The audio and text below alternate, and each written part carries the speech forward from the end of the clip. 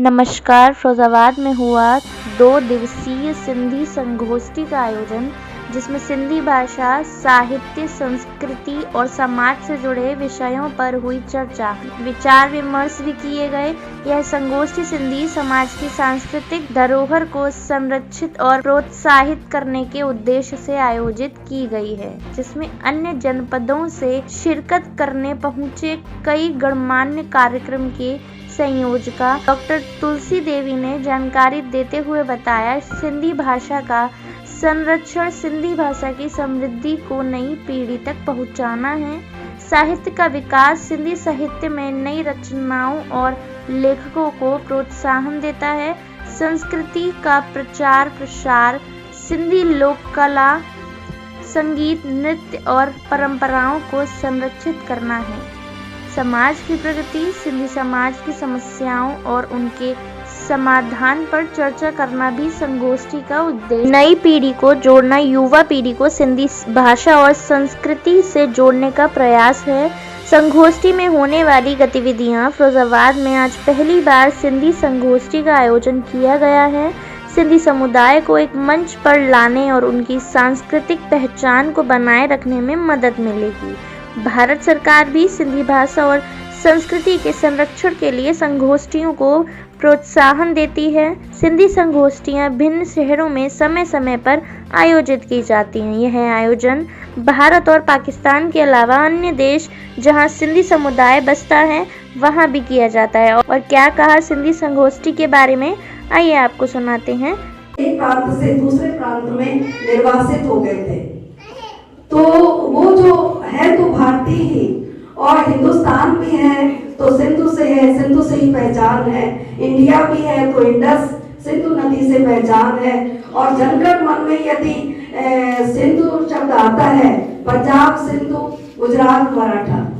एक भाई ने सुप्रीम कोर्ट तक केस गया था, एक भाई ने कहा था कि यहाँ इस राष्ट्र कानून से सिंधु शब्द हटना चाहिए। क्यों? क्योंकि यहाँ सिंधु नहीं है।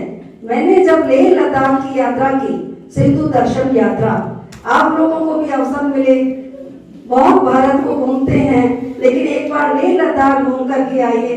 जब सिंधु दर्शन यात्रा की, वहां मैंने सिंधु नदी के दर्शन किए, तो मुझे इतना आनंद अनुभव हुआ कि मैं सिंध जाकर के सिंधु नदी को के दर्शन करना चाहती थी। और उस सिंधु नदी का जो महत्व है, जो महिमा है, जो विज्ञान है उसका, वो हमारे सिंधी साहित्य में मिलता है। सिंधु महराण शब्द का प्रयोग किया जाता है।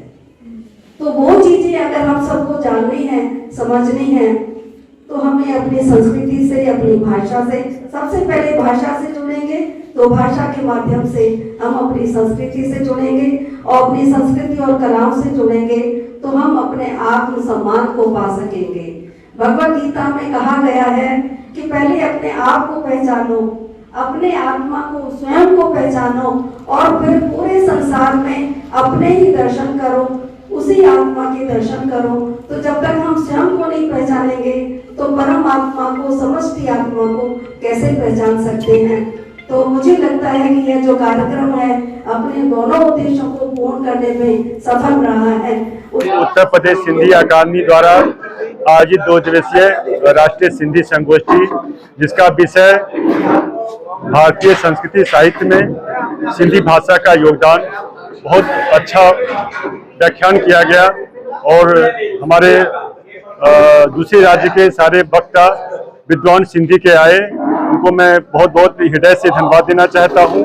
और जैसा कि हम जानते हैं कि हमारे उत्तर प्रदेश सिंधी अकादमी के जो अध्यक्ष हैं माननीय यशस्वी मुख्यमंत्री जी आदित्य योगीनाथ जी के सफल नेतृत्व में, और हमारे उत्तर प्रदेश सिंधी अकादमी के कार्य अध्यक्ष के रूप में अपर मुख्य सचिव भाषा विभाग के, उनके कुशल मार्गदर्शन में हमेशा उत्तर प्रदेश सिंधी अकादमी सिंधी भाषा, साहित्य और कला संस्कृति को बढ़ावा देने के लिए अग्रसर, प्रतिबद्ध और प्रतिबद्ध है। तो मैं आपके चैनल से सबको जय झूलेलाल बोलना चाहूंगा।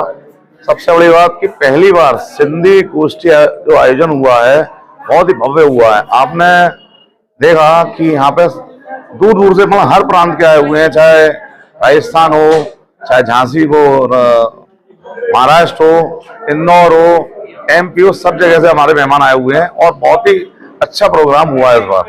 और ऐसा प्रोग्राम पहली बार फरीदाबाद में हुआ है। हम चाहेंगे आगे भी प्रोग्राम ऐसे करवाते हैं।